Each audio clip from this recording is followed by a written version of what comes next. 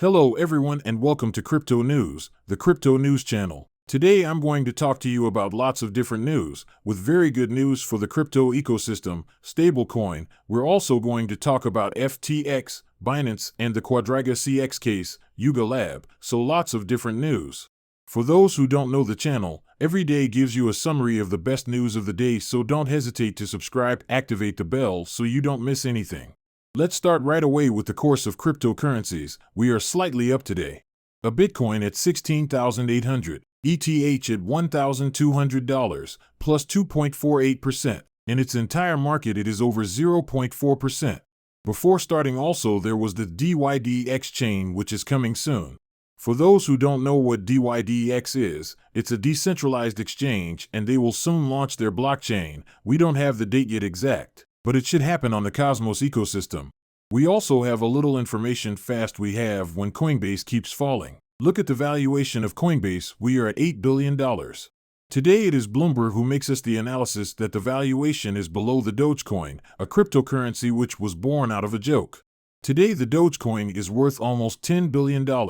So I think people have lost confidence in Coinbase. But personally I still believe in it when Coinbase is going to come back in force at the next bull run. So it's also a way to expose yourself to crypto differently by buying Coinbase stock.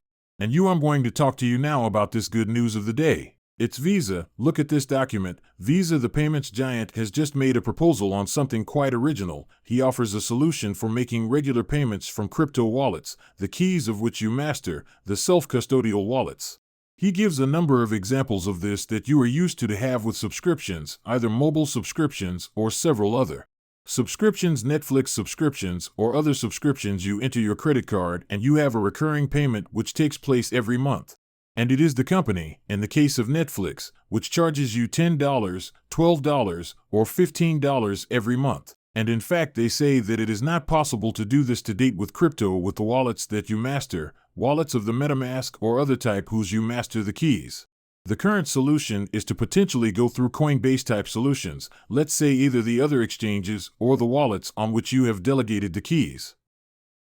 It's quite complicated, it can't be done too much, and in fact the solution they expose is on the Ethereum network. It's based on smart contracts and on the new feature that should soon arrive on Ethereum, which is called account abstraction.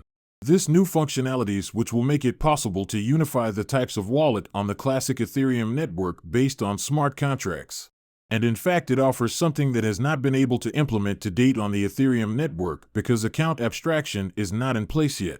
They have done it on StarkNet, which is a level 2 solution on the Ethereum network. And in fact it is a solution which is based again on smart contracts, and which allows you to create on a smart contract wallet certain rules that you will establish, such as I authorize Netflix to take a direct debit from me around $10 per month. And suddenly you give authorization to Netflix then to take the money from you on this smart contract. It will be written in fact in rules at the level of the smart contract. Netflix will not be able to take more than this amount from you at any time, and it is you who have explicitly authorized the company to take money from. You can revoke this authorization when you want. And that's it, and it allows you to develop more different payment methods thanks to your wallets, and things that are not currently possible. So it's quite interesting what they have done, Visa.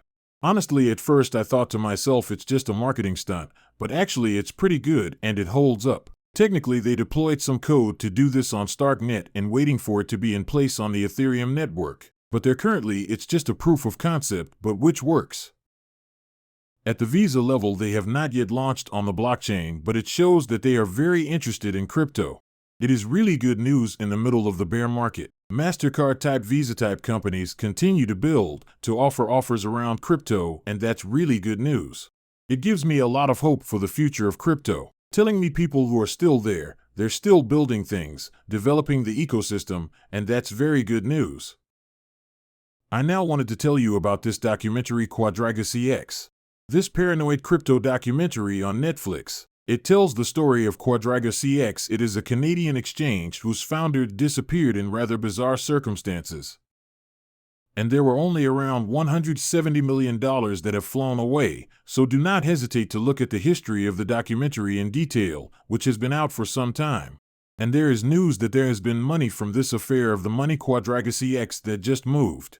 We have 104 Bitcoin that just moved. while it hasn't moved in many years. And the wallets in question that moved were supposed to be reported as lost, which are no longer under the control of people. And this money has just woken up and it has gone through. Mixers are tools deployed on Bitcoin which allow a little mixing of the funds, and therefore to launder the funds, let's say the funds. A bit like Tornado Cash did on Ethereum. It still exists on the Bitcoin network. And the hacker, it was someone malicious who did that. He took the money from dydx, and we still don't know who it is. After, just to put the things to be clear, there were a lot of doubts about the dydx that in fact the founder would be dead, and all the funds would be in a cold wallet because the co-founder died. There was a report of the equivalent of the SEC in Canada who did a whole analysis on the subject. And in fact they explained that the majority of the funds, in fact, they were either used by the co-founder for useless expenses, or above all in large majority for trading.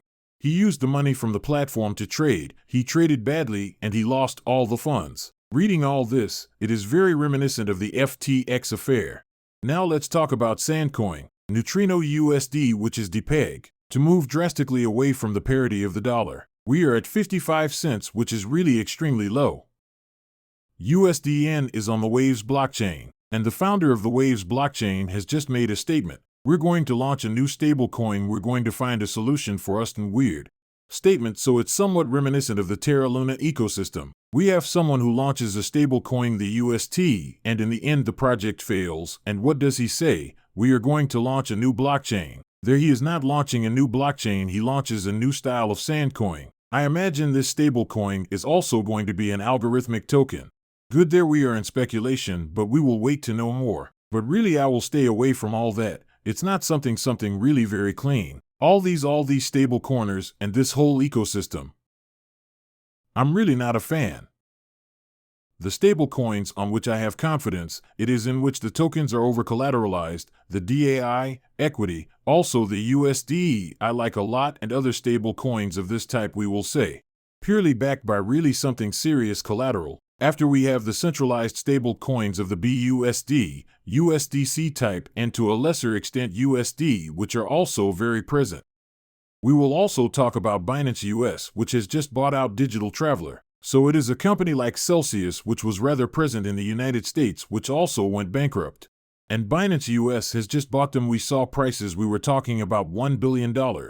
In fact, it is more the assets of travelers which are worth $1 billion. They paid much less. They paid in the $20 million or so to get the rights on the user base and return user funds to users. A way for Binance to gain new users and hope they stay on the platform. We will now talk about Yuga Labs, so the creators of the NFT collections that work best. They have just hired a new president. Daniel Allegra is the former president of Activision Blizzard, so the developers of the extremely well-known video game who have been bought by Microsoft, but it's not yet sure that this buyout will pass. But well, that's not the subject. They are also the developers of World of Warcraft in particular. And we know that Yuga Labs is in the process to develop something similar with the metaverse oversight, so Daniel Allegra, the president of this company. It's good news, we will say, for the NFTs of Yuga Labs. We see that they have a lot of ambition, and we will see if they will manage to launch this metaverse and come to compete a little, or even develop the first metaverse on a global scale, which will have a lot of users. We also have information around FTX. We have just learned that they have lent or they have invested $400 billion on Modulo Capital, a company which was founded by former traders from Jane Street, which was in fact the company in which Sam Bankman-Fried worked before founding FTX, and at Alameda.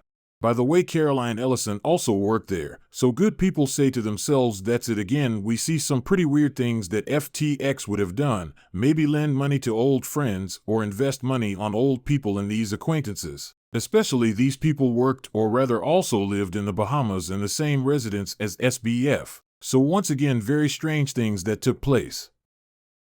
And I also told you about Twitter, which had blocked the links to sites to competing social networks on the Twitter platform. And well, finally they backtracked on the subject because it had too much bad buzz. So finally, it's good to be able to share external links. So pretty good news too. Finally, what I had to say today about crypto. I hope you liked the content. If so, don't hesitate to subscribe, to like, to comment, and I'll tell you tomorrow for the next video.